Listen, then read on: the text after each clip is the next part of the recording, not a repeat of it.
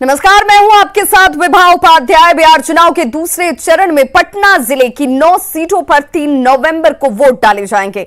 इस चुनाव के लिए सुरक्षा के पुख्ता इंतजाम किए गए हैं। 150 कंपनियां अर्धसैनिक बल की यहां तैनात किए जाएंगे। इसके जरिए लोगों को सुरक्षित और निर्भीक मतदान का संदेश दिया जाएगा। अधिक जानकारी दे रहे हैं पटना संवाददाता संजय कुमार। बिहार विधानसभा चुनाव के दूसरे चरण में पटना जिले के 9 विधानसभा क्षेत्रों में भी चुनाव होना है। 3 नवंबर को होने वाले इस विधानसभा चुनाव के लिए पुख्ता प्रबंध किया गया है। सुरक्षा के लिहाज से पटना जिला प्रशासन और पुलिस प्रशासन ने जो व्यवस्था की है उसके अनुसार बूथों पर अर्धसैनिक बलों की 150 कंपनियां तैनात होंगी। दीघा, बांकीपुर, कुम्हरार, पटना साहिब, फतुहा, दानापुर, मनेर, फुलवारीशरीफ और बख्तियारपुर में शांतिपूर्ण मतदान के लिए पटना पुलिस की कवायद लगातार जारी है। 150 कंपनियों की जो तैनाती की जाएगी अर्धसैनिक बलों की, उसके अलावा चप्पे चप्पे पर पुलिस नजर आएगी। मतदाताओं को निर्भीक होकर मतदान करने के लिए पुलिस और प्रशासन लगातार जागरूक कर रहा है। एसएसपी ने कहा है कि सभी मतदान केंद्र अर्धसैनिक बलों के हवाले होंगे।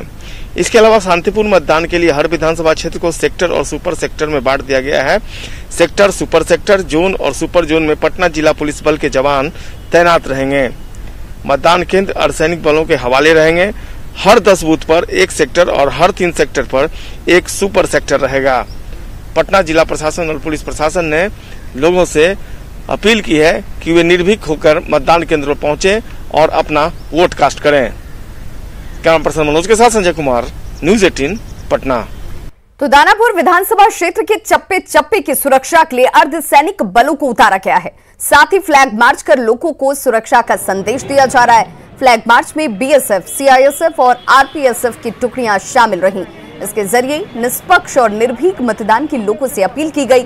फ्लैग मार्च का जायजा लिया दानापुर संवाददाता अमरजीत शर्मा ने। दानापुर विधानसभा सुरक्षा के दृष्टिकोण से प्रशासन के लिए अहम है और उसके लिए सुरक्षा के लिए यहाँ पर अर्धसैनिक बल को लगाया गया है। आप देख सकते हैं कि हमारे पीछे काफी संख्या में अर्धसैनिक बल, बीएसएफ, सीआईएसएफ, आरपीएसएफ और कई एक टुकड़ियां यहाँ पर मौजूद है जो अभी जो है फ्लैग मार्च कर रहे हैं और यहाँ पर एएसपी दानापुर उसका नेतृत्व कर रहे हैं। प्रशासनिक कदम है जो इलेक्शन के समय उठाया जाता है और इसका उद्देश्य मतदाताओं में एक विश्वास बहाली और उनको प्रोत्साहित करना कि अधिक से अधिक संख्या में आकर वो मतदान करें।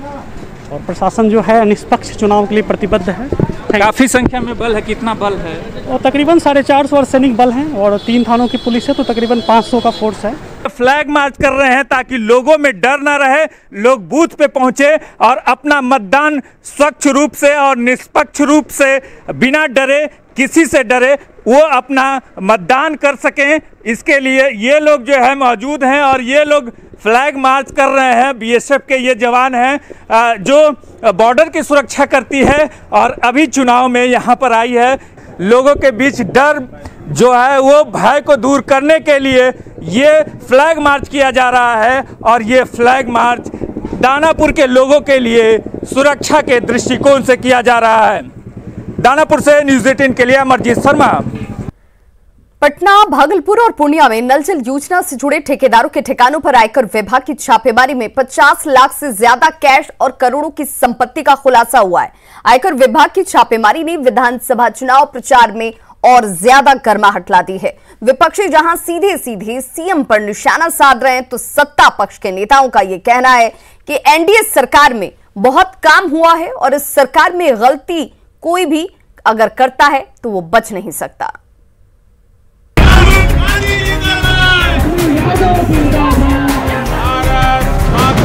एक तरफ विधानसभा चुनाव प्रचार का शोर, नेताओं की जुबानी जोर और इन सब के बीच आईटी विभाग की रेड।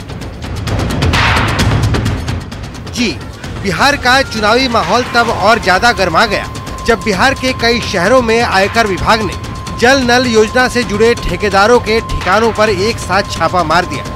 पटना, भागलपुर और पूर्णिया सहित कई शहरों में छापेमारी में 50 लाख रुपए से ज्यादा कैश और करोड़ों की संपत्ति का खुलासा हुआ है।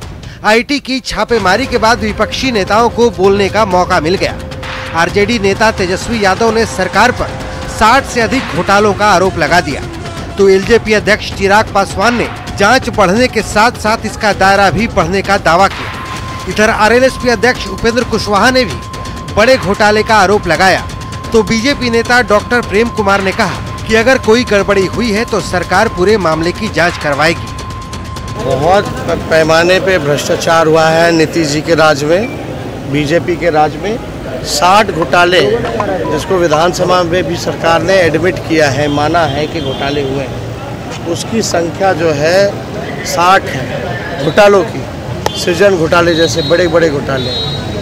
अभी तो शुरुआत है, ये अभी तो शुरुआत है। जितने भी ऐसे हैं जो भी सात निश्चय से जुड़ा हुआ है, उन सब के यहाँ ना सिर्फ छापेमारी होगी, जांच होगी और सबके ऊपर कार्रवाई होगी। देखिए, सात निश्चय में बार बार मैं इस बात को कहता हूँ और इसमें कहीं कोई दो राय नहीं है, बिहार के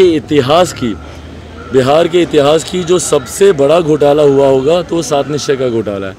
देखिए, इसमें तो बहुत बड़े पैमाने पर घोटाला है ही।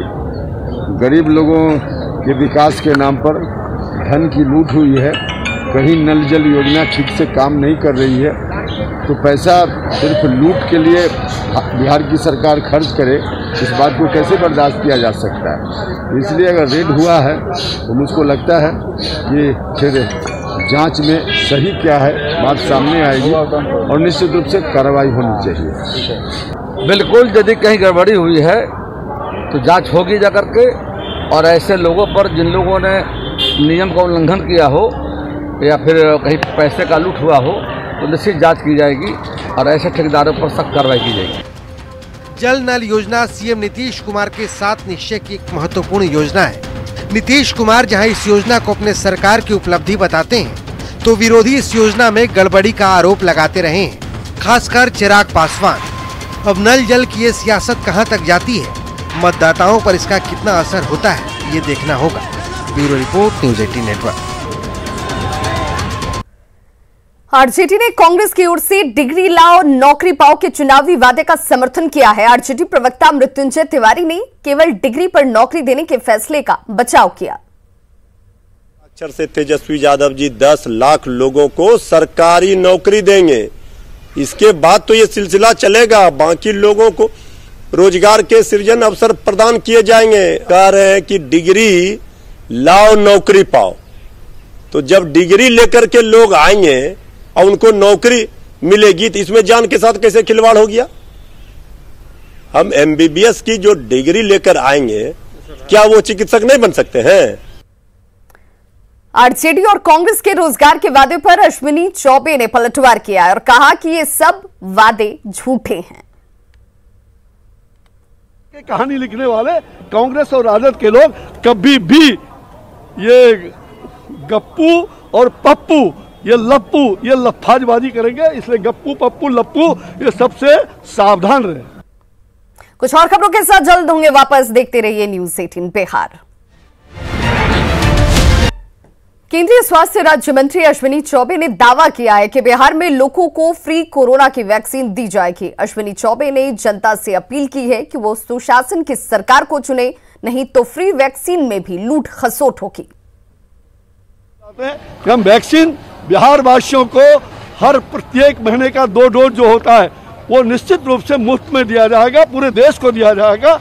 और जो राज्य अच्छा राज्य होगा, जो अच्छी सरकार होगी, सुयोग्य सरकार होगी, सुशासन की सरकार होगी, वही इसकी व्यवस्था अच्छी तरह कर सकता है, नहीं तो उसमें भी लूट कर लेगा। आपने देखा ना, अभी आयुष्मान भारत में अभी कई राज्य हमारे साथ नहीं आए, जबकि फ्री में दे रहे, गेम चेंजर का काम कर रहा है। तो ये स्थिति है, इसलिए मैं कहता हूं कि सुशासन की सरकार बनेगी तो हम वैक्सीन मुफ्त में बिहार में घर घर में बांटने का काम करेंगे। और अब बात कहता है वोटर कॉन्टेस्ट की। अपनी आवाज को दें एक विश्वसनीय मंच और साथ ही जीतें स्मार्टफोन भी। कॉन्टेस्ट में भाग लेने के लिए अभी मिस कॉल करें 8506018018 पर। तो खबरों का सिलसिला लगातार जारी, आप देखते रहिए न्यूज़ 18 बिहार झारखंड।